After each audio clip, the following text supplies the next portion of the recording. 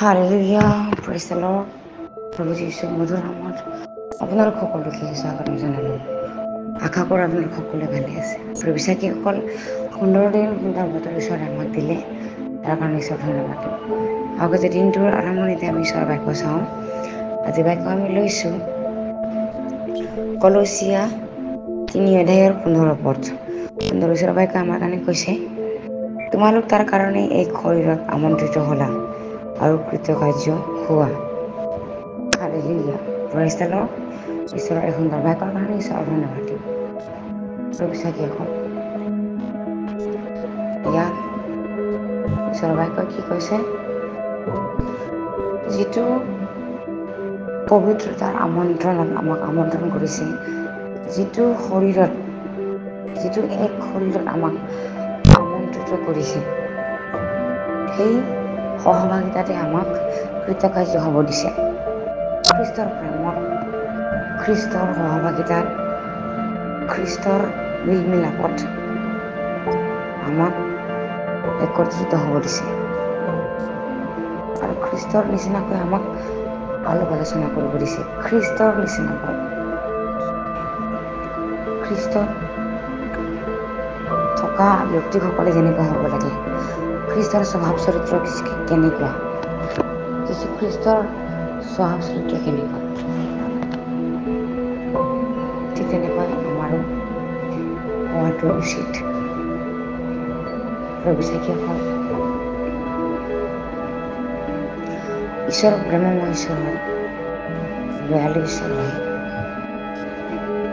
আৰু তেওঁৰ কোনো নাই। আৰু যীশুখ্ৰীষ্ট শৰীৰটো যে এটা মণ্ডলী হয়, আমি মণ্ডলীবিলাকেৰে যীশুখ্ৰীষ্টৰ শৰীৰ হয়। সেইকাৰণে তেওঁৰ এটা শৰীৰটোকে পিছত বলি দিয়া হয়। তেওঁৰ সেই শৰীৰৰ যোগেদিয়ে আমাৰ পাপবিলাক মোচন হ'ল, তেওঁৰ তেজৰ যোগেদি আমাৰ পাপবিলাক মোচন হ'ল, তেওঁৰ তেজৰ যোগেদি আমাৰ উদ্ধাৰ হ'ল। সেইকাৰণে বাক্যই কৈছে যে তোমালোক তাৰ কাৰণে এক শৰীৰত আমন্ত্ৰিত হ'লা হৈছে আৰু কৃতকাৰ্য হোৱা। আমাক কৃতকাৰ্য হ'ব দিছে, খ্ৰীষ্টত উন্নতি হ'ব দিছে, খ্ৰীষ্টত বৃদ্ধি হ'ব দিছে, যীশুখ্ৰীষ্টত আমাক গ্ৰ'থ হ'ব দিছে, তেওঁৰ প্ৰেমত, তেওঁৰ অনুগ্ৰহত আমাক ভালকৈ ৰাখিব দিছে। হালেলুয়া, তেওঁৰ প্ৰেম কিমান মহান, তেওঁৰ প্ৰেম কিমান অপূৰ্ণ। হালেলুয়া, প্ৰিয় বিশ্বাসীসকল, তেওঁৰ প্ৰেমতে আমি একতা হৈ থাকিব লাগে, সহভাগিতা থাকিব লাগে, যাতে খ্ৰীষ্ট অহালৈ আমি যেতিয়ালৈকে যাতে গোটেই মণ্ডলীয়ে যাব পাৰোঁ। তেওঁ যেতিয়া পুনৰাগমনৰ দিনত, পুনৰুত্থানৰ দিনত মুকলিকৈ মেঘৰথত ল'ব আহিব, তেতিয়া আমি সকলোৱে যাতে লগে লগে যাব পাৰোঁ।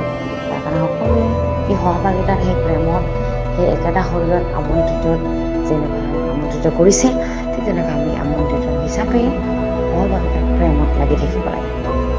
আমেন। আৰু কৃতকাৰ্য হ'ব লাগে। য'তে যাওঁ ঈশ্বৰৰ বাৰ্তা, যীশুৰ বাৰ্তা দিব লাগে। সেইটোৱে বাক্যই কৈছে, কৃতকাৰ্য হ'ব লাগে, তেওঁৰ ৰাজ্য স্থাপন কৰিব লাগে। আমেন। Praise the lord. আহক আমি একেলগে প্ৰাৰ্থনা কৰোঁ। ধন্যবাদ কৰোঁ সুন্দৰ বাক্য, সুন্দৰ প্ৰেমৰ সুন্দৰ কথা শিকোৱাৰ কাৰণে।